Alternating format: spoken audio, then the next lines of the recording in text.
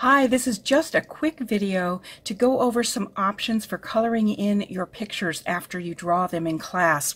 I'm going to go over some of the most common ways of coloring in our pictures, but also to show you why I recommend that you try watercolors, because I think it's the easiest and takes up the least room and does the best job. Let's start with markers though. You got to have a wide variety of colors, right? And it takes up a lot of room on your desk or wherever. It's hard to carry with you when you're going different places.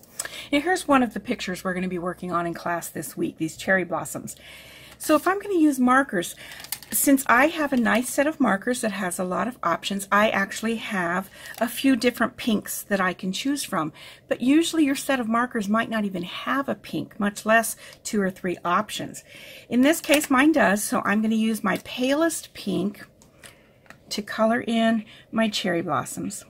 And I'm just going to kind of do them splattered around as much as I can, leaving some white space here and there for interest, and because I don't want them to get too dark. So I'm just going to smush my marker around.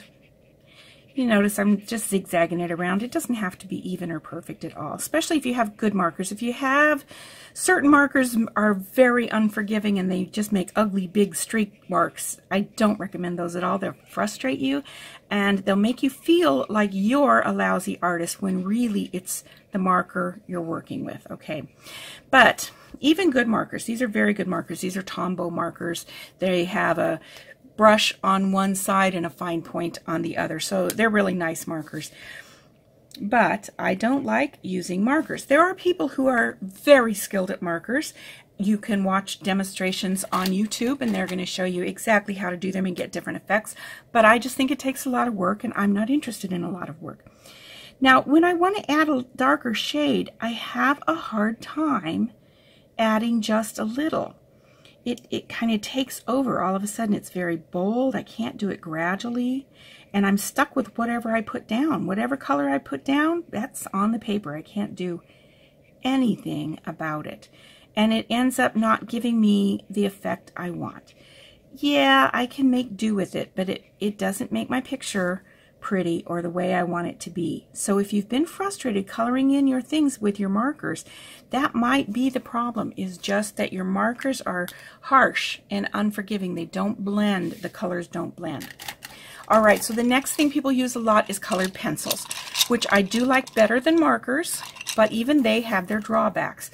Again, depending on the set you have, you're probably going to have pretty limited choices of colors. I do happen to have a very pale pink, almost kind of a peach, and a pink and a red. So not all of your colored pencil sets are going to have that many options, but at least I have these 2 options. So I'm going to start with a pale pink.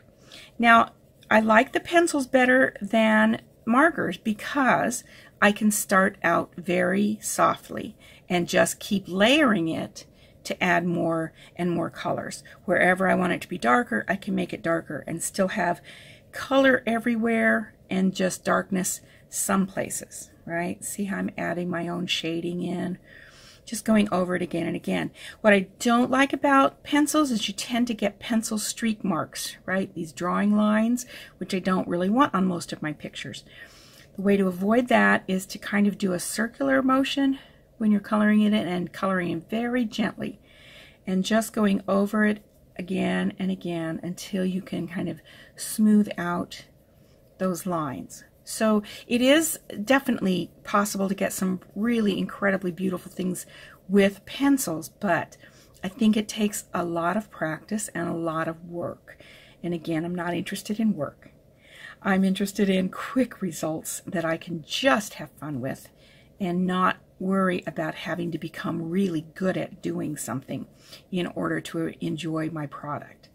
Okay, so there I've done some different shades with just the one pencil. Then when I'm ready to add more, darker, then I can add it again gently, a little bit at a time, and then make it darker as I want. So it's easier to add shading. Okay, so my least choice is markers. My second choice is pencils. If you have those, they're fine.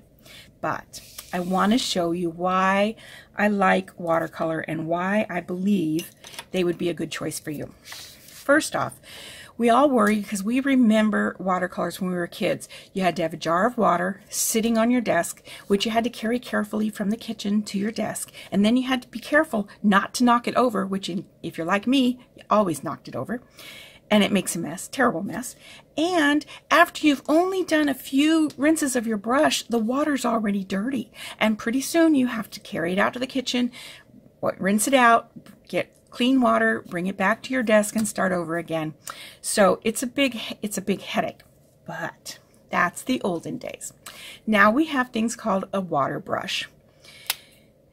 This is a brush whose handle is a reservoir. You fill it up with water just from the tap. You just unscrew it, fill it up, screw it back in. All right. Now you've got a pen that you can use to write with. So it's just like a pen, all right? And whenever you want to change colors, you just put it in a tissue, squeeze it a tad to get a drop of water, and you wipe it off until it's clean. And then you're ready for the next color. How easy is that? You can use any kind of watercolors, even just from the dollar store or Walgreens, a set of 8 watercolors that's going to be $2, $3. Perfect. It's fine. What I use is a kit like this. I will put links below to these materials in case you are interested in any of them. There are several different kinds of watercolor travel kits, but this is a travel kit, so my brush fits in there when I'm not using it. It folds up nice and neat, so it's very easy to carry. It's very little, and I can carry it with me anywhere I want. I've already got my water with me in my brush, so I don't need a glass of water. I've got this. All I need is a tissue or a napkin. That's all I need. So I'm going to show you why it's so much easier to use watercolors. Even when you're not a great watercolorist, you don't have to be good at watercoloring to just enjoy it. So I'm going to start out with a red. Now, when I put this on there, I'm like, oh my goodness, that's way too red. I don't want it to be red like that. I wanted pink. Dab it off with your cloth. There you've got pink. Dab it again if you want. And then you can just go around and make the colors you want. You can get a nice little blend, lots of differences in colors. If you want, you can use the mixing tray that comes with it, add a drop of water, and then add your paint to that water, and that dilutes it down even further. And you can just color in, leaving some nice white space. And then when you're ready to add more, you just add more. If it's already wet, you can just kind of add the colors like this, dab it, and it just starts creating different tones. And it's easy to just experiment and keep trying and get it right. It just gives you so much more control over your colors, so many more choices of what to use. When you do something and you don't like it, it's too dark, dab it off before it dries and just keep going. With markers, you're stuck. There's no way to get it off. With colored pencils, once in a while you can erase them, but most of the time they don't erase very well. Okay, so this is why I recommend it. Now you might worry about thin lines like the tree branches.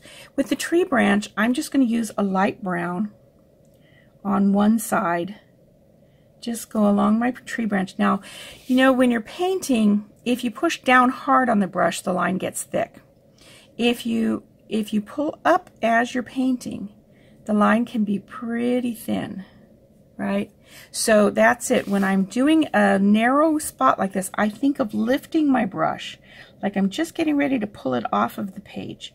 So it's barely touching the page as I go, and that way I can get into really fine areas like that. Okay, so it's very easy to add your colors that way. Just rinse it off, and then I'm going to use a darker brown on the other side of the branch so that it just gives a little variation in color.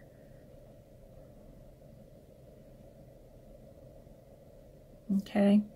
So again, this is a really quick demonstration, but I just wanted to let you know why I recommend watercolors and to give you the links to the materials that I think are so easy to use that they might add a lot of enjoyment to your pictures. A lot of times, I know some of you have already experienced that when you draw it, you don't like your drawing, and then once you color it in, you like it a lot better. But I'm sure you've also experienced that when you're coloring in, especially with markers or something heavy and dark, it sometimes gets really bad when you've colored it in, and you end up feeling like you're a bad artist, that you don't know how to do it, when actually it's the materials you're using that is the real problem. So I encourage you to give watercolors a chance. They don't have to be expensive. You could get the cheap watercolors from Walgreens, get you a little water brush. I think most of the water brushes, if you buy them individually, like Amazon, I think are about $5 or $6, $7 for a water brush, and it'll last you for years.